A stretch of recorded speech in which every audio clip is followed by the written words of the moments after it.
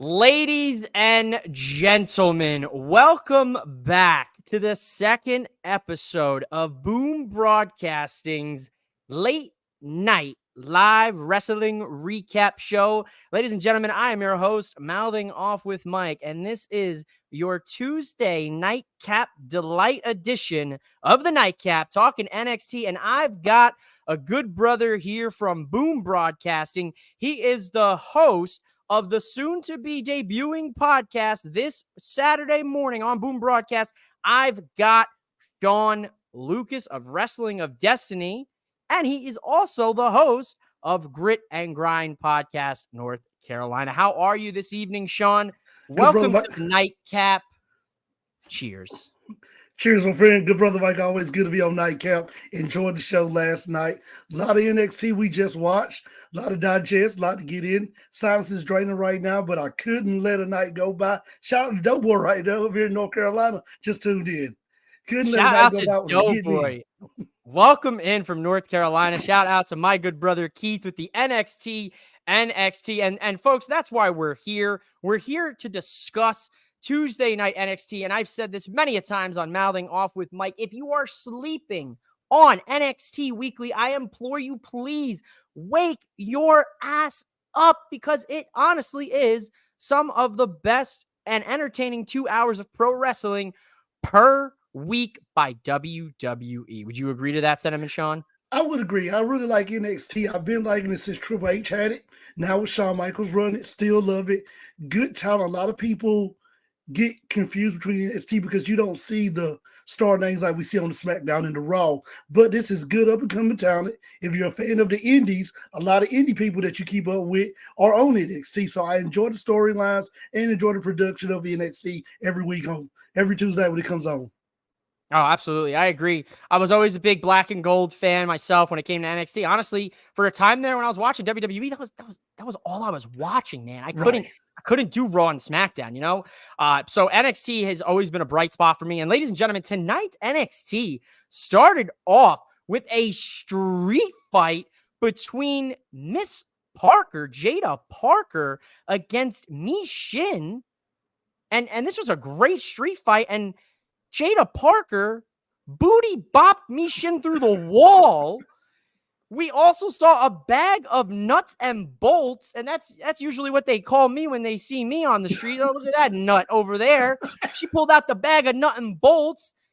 Mi Shin got dropped on it. There was pure chaos in this match. Jada Parker gets a massive win tonight. Shawn, what did you think about the opening contest here for NXT?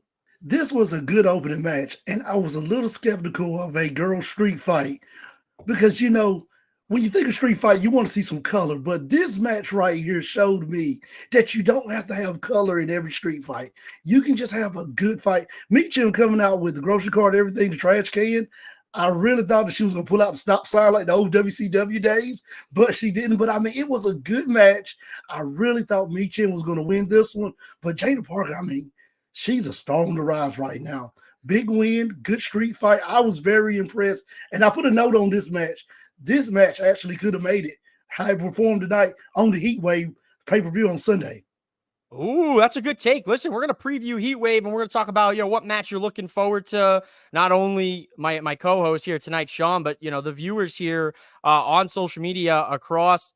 We got the CEO, the owner of Boom Broadcasting here viewing. He's keeping a close eye on me. He's got a real tight leash on me. He's worried that, I'm going to end up getting us canceled, ladies and gentlemen. So I'm going to leave you with this quick disclaimer. Warning, the views and beliefs in the following program does not reflect the views of Boom Broadcast. We give full creative control to our creators and do not believe in cancel culture. Viewer discretion is advised. That is just to fulfill my promise to Mike to make sure that he doesn't fine me more for the swear jar or just in general fining me. We've got Podcast Smitty here. What's good, fellas? Mike, appreciate your help today. Podcast Smitty, Shannon, I appreciate you, good brother. And we've got Derek, my good brother from Wrestling Toys and Tees. How we doing tonight? Welcome in to the Nightcap. I hope you've got your beverages tonight, folks. I came prepared. I got the chalky milk in the Eagles glass.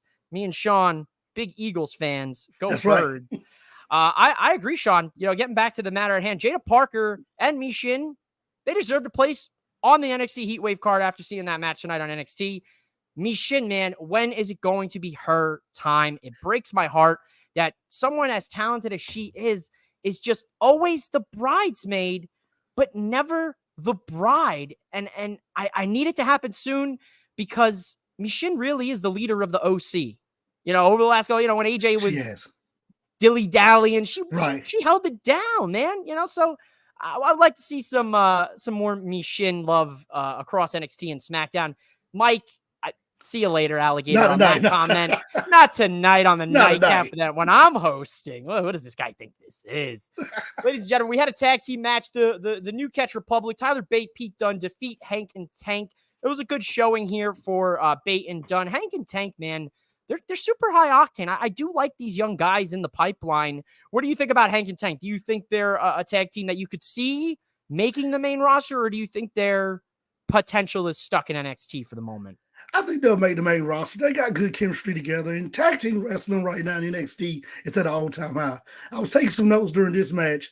And, when we talked about it with the Clash of the Castles about a couple weeks ago, when I watch tag team wrestling, I want to see the hot tag. I want to see the guy holding the tag rope, old school WCW 90s guy growing up watching the Rock and Roll Express, Midnight Express back in NWA.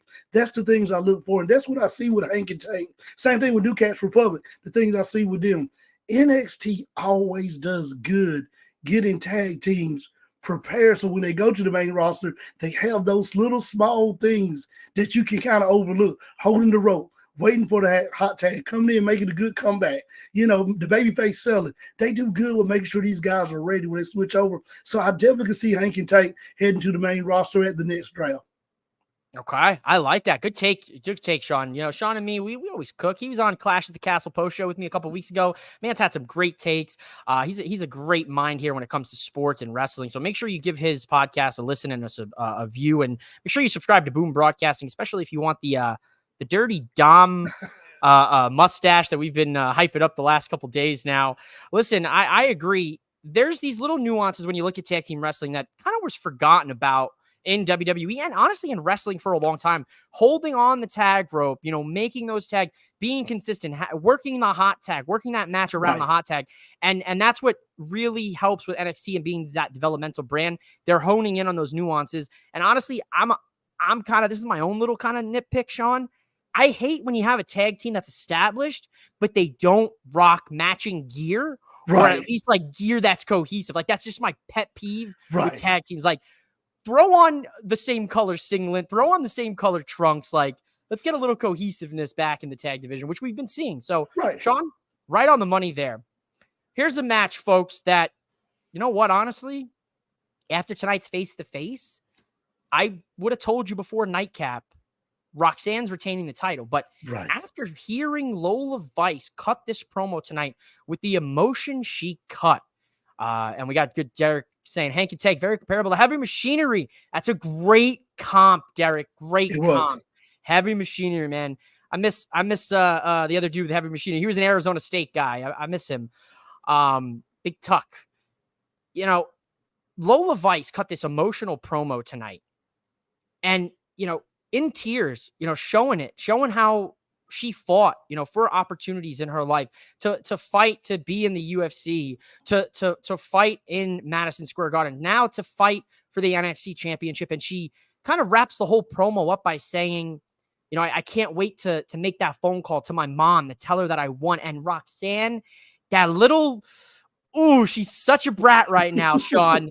She goes, you're not going to have the chance to make that phone call. And I was like, hold on a sec.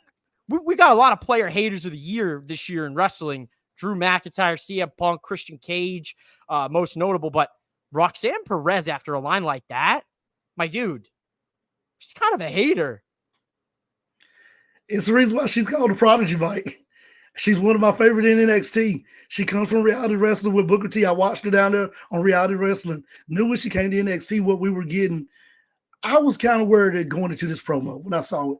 Because I said, Lola, I really had not heard her cut a true promo for a match. She did good with the one for the Shayna match, but not a good one for this match. So I really thought Roxanne was going to have to hone down and carry this. But man, Lola did exactly what you want a babyface to do. I don't know if it was by accident or it just happened in natural form, but she sold me to where I live saying Roxanne's losing that title on Sunday Night Heatwave.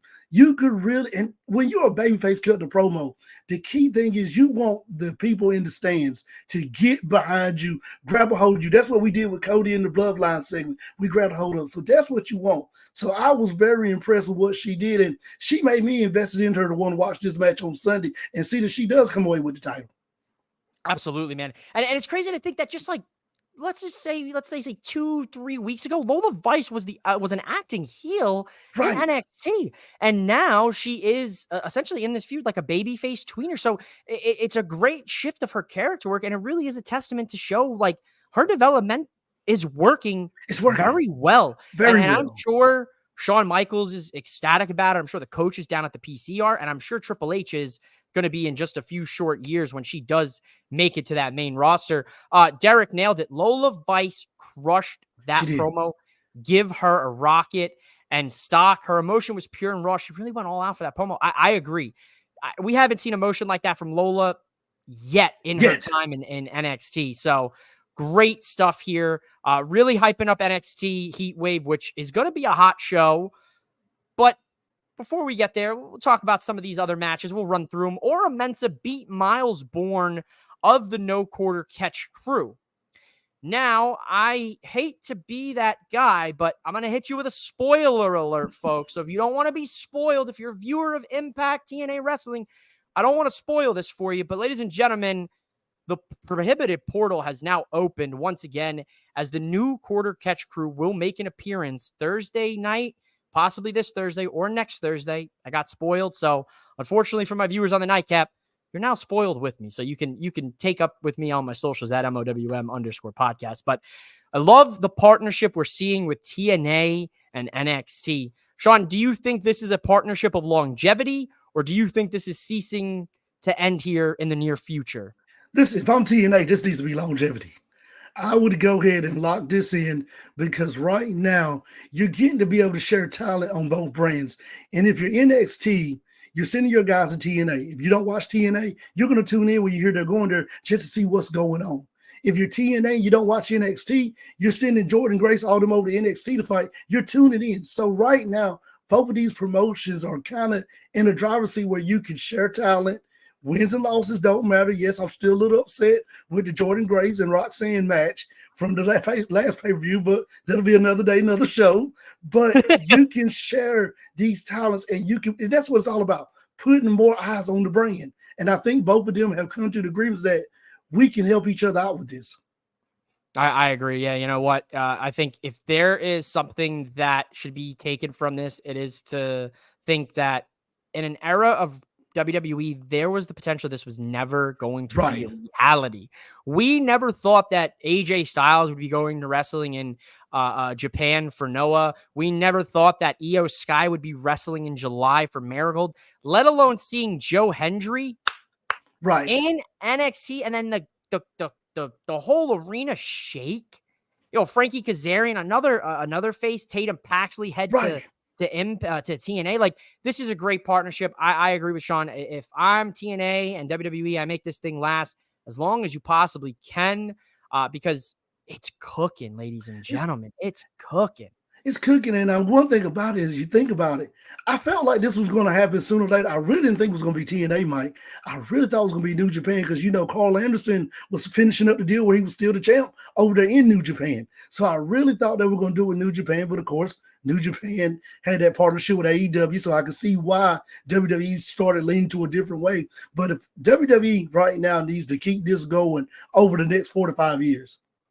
Oh, absolutely. Wow. 4 to 5 years. I was saying, you know, more so till probably the end of this year. But I mean, if this is if we could get longevity out of this, if we could get 4 to 5 years of this partnership, that'd be incredible, not only for TNA, but for NXT talent as well, getting that double exposure on both sides, vice versa, and as well as development. You know, you could be sending some guys in Impact, some guys and gals in TNA that may not be polished off to NXT to develop.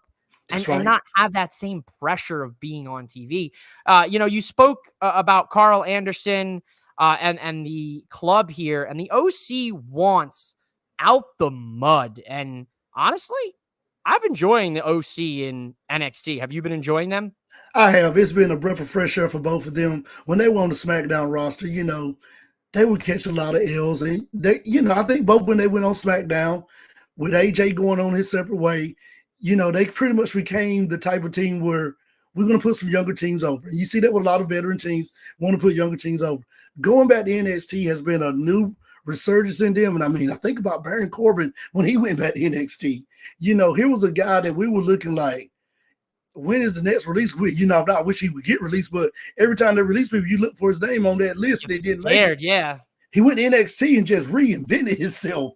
And now he's on SmackDown. I wish he would have stayed in NXT, but it's just a good place for you to go back and find yourself, get a good storyline, get the Barons back, work with younger talent, and be able to get some wins while you're up there. So I'm glad the OCs are working down there. I agree, man. And honestly, I think the OC, because of this work, they could end up getting an NXT tag title shot down the line here. Frazier and Axiom, if things clear up with those two, there's trouble in paradise with them. So maybe the OC squeak in. And I want to address this comment from Derek. TNA and NXT should be a long-term partnership. And he's right on the money. More exposure and ratings will go through the roof. Oh, we've got a first-time viewer here. We got Martin, good brother from Four Sides of the Ring. I hate the OC running NXT. All they're doing is losing. Like, I get putting over young talent, but show us why you're veterans. Also, Martin, valid point. It is. OC's putting over the young guys, but I think it's more so what Shawn said. Corbin went there and rejuvenated himself, and now you could say, like, obviously he hasn't been doing too much on SmackDown, which I don't know why. Like Shawn said, should have stayed in NXT maybe for a little bit longer, but I think this is kind of, they prove it for them. Like, they're cool, man. They've done it all. They've wrestled across the globe. They've had championships. They've had champagne showers tenfold over. Maybe they just want to give back to the young guys, but I still am firm on that, Martin. I think the OC are slated for the NXT Tag Team Championship. I mean, it would make a lot of sense. They're in the division, and I think they're the strongest competitors on paper against Axiom and Frazier, and they've had some close encounters in the past. So got to keep an eye on it, folks. We've had the return of Wendy Chu, and she's spookier. Shawn, what do you think about Wendy Chu waking up from her dream? Maybe she woke up in a nightmare, and that explains the whole crazy new makeup. Do you think Wendy Chu is nailing this gimmick like I think she is? I think she is. When she first came out, Mike, I was a little skeptical. I was like, okay, where are we going with this one right now? But watching the match, watching how she worked the gimmick, I kind of started buying into it. I think she's nailing it. I think she's going to be able to grow into it, and it'll be something different for NXT. I agree. I think, we lost the spooky character in Joe Gacy. Obviously, Joe Gacy has elevated himself to the next level of spooky, being involved with the Wyatt Six group, which is Chef's Kiss, Cinema, Aura, insert all those words that the internet wrestling community uses for it, because it is exactly that. So I agree. Wendy Chu, I've always been a big fan of her with the sleeping gimmick. I like this more aggressive side. She gets a big win here tonight. And the Heartbreak Kid, Shawn Michaels, has finally broken his silence on one Brooks Jensen. Have you been keeping up with the shenanigans of Brooks Jensen these last couple weeks, Shawn? I've been in and out on it. Give me a little highlights on it, Mike. So I'm going to give you some highlights here. My man Brooks Jensen tweeted about a month and a half ago that he was released from NXT and that he was upset that, he wasn't given opportunity and his fair shake. And he had shown up numerous times during critical moments on NXT programming to cause havoc, yell at Vic Joseph, get arrested. I believe it was twice, post every drink that he's drinking on social media. Maybe we needed him on the nightcap tonight, Shawn. I mean, the guy's been drinking a bottle a day, posting it on social media. The man's fiance was worried about him this week. Shawn Michaels has finally said, I didn't fire him. He's just spiraling out of control. Next week, we're going to get a sit down with Brooks, the nightcap, Jensen, and Ava to determine his fate in NXT. Carmen Petrovic, who I'm a big fan of. Shawn, are you on the Carmen train? Are you a fan of the Canadian? I'm a fan of Canadian. I like it. She actually beat she lost Jasmine Nix tonight, and we added Carmen Petrovic and Ariana Grace versus Jasmine and JC Jane to the pre-show of Heat Wave. To be honest, I would have preferred Mishin and Jada Parker in that spot, like Shawn said earlier, to be honest. That would have been the perfect spot. I think that Mishin match was a match that they expected to do well, but sometimes you can overachieve. And I think that match tonight on NXT overachieved the expectation of what the backstage producer team was thinking. Yes, it's going to be a great match, but it's a match that we could have watched on the pre-show that could got us ready going into the main show. Yeah, I think so. I think the street fight would have hyped the crowd up. Hey, no diss to the ladies involved. Right, exactly. I'm all about, getting as many talent and opportunity on a premium live event, especially one that's in the shadow of Money in the Bank this weekend. The final be all end all here of NXT was the NXT Championship Fatal 4-Way contract signing between All Ego Ethan Page, Shawn Spears, Javon Evans, the young OG. He's so bouncy. Yes, he is. Yes, he is. And of course, your NXT champion, Trick Williams. Whoop that trick. What? Whoop that trick. Whoop that trick. Yeah. Whoop that trick. I like it. Yeah, he didn't give it to us tonight, man. He did not give it to us. We got it. The chalky milk is flowing, baby. The mana, I feel it, folks. That's it. Feel it? Do you feel it as you're laying in bed, getting all cozy to go to work tomorrow morning as you listen to our voices serenade you here on the Nightcap? Listen, all hell breaks loose. There's chaos. There's bodies flying everywhere. Everything is all over the map here, folks. And that is how we conclude NXT this evening. Shawn, NXT, I would say not the greatest go-home show, right, but still a good go-home show for the premium live event on Sunday of Heat Wave. Agree? Disagree? I would agree, Mike. I would expect more, but I've seen better NXT go-home shows, but it gave me enough to make me want to tune in. The Lola promo makes me want to tune in on Sunday. The Trick Williams thing makes me want to tune in on Sunday because a lot of things happened during that segment that's got me wondering. Trick did come out standing tall, but it's got me wondering, is Trick going to lose the belt? Booker T, no ad-libs. Something strange. Anytime that music comes on, Booker T with the ad-libs.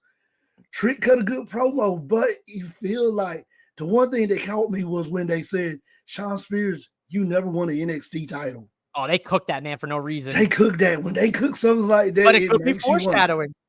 Right. It makes me wonder now. So it makes me want to tune in on Sunday to see, can he win the big one? Well, listen, we got Martin here. We got four sides of the ring. I got a New York takeover here tonight. I got an East Coaster takeover. Javon showed he's already carried his own. I agree, Martin. Oh, yes. Here, shout out to the boys, four sides of the ring. The shirt is fire, Mike. Oh, yes, sir. The Your Wrestling Foundation. This is a four sides of the ring exclusive. You can go ahead and purchase that on their store. That's a cheap plug. They'll pay me later for that. They better, or else the kneecaps. We'll talk about the nightcap will turn into the kneecaps and they'll be broken. Hey, if he loses the belt, you think they're going to move him up to the big shows? Doughboy, that's a good question. I just don't think Trick is ready just yet. I don't. I think I can see him going sporadic. I could not see him going full time, but he's got a big following. So I could see them maybe bringing him in for like a big save on somebody just to give the crowd some, give him a little teaser, then send him back to NXT, working both brands. But I can see it.